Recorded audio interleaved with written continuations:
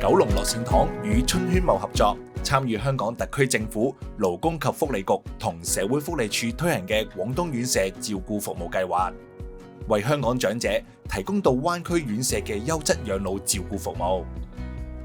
位於廣州番禺區嘅春絢茂院舍，環境寬敞，總面積超過10萬尺。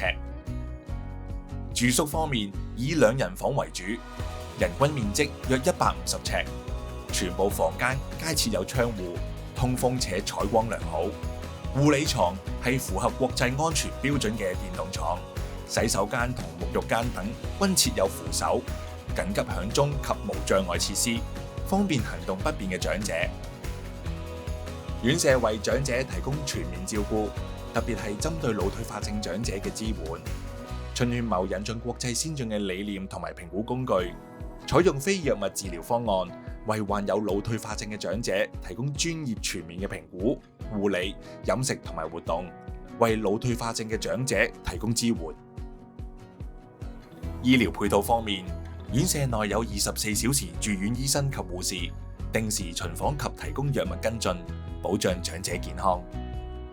香港長者亦可於灣區使用香港醫療券，並享用廣州指定醫院綠色通道、優質及價錢合理嘅醫療服務。膳食方面，院舍基於科學營養、適老膳食嘅理念，由專業營養師為長者定製個人化、高品質嘅營養膳食。院舍提供多元化嘅休閒活動，讓長者唔單止能夠保持身心健康，仲可以享受生活嘅樂趣。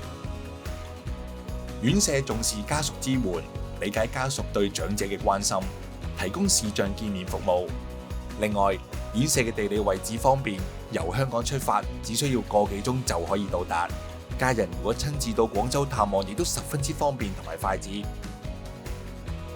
樂善堂喺香港嘅註冊社工以及專業護理指導之下，為長者同家屬提供入住嘅適應支援。此外，大部分嘅院舍職員都能夠講流利廣東話，有助長者能夠輕鬆融入環境。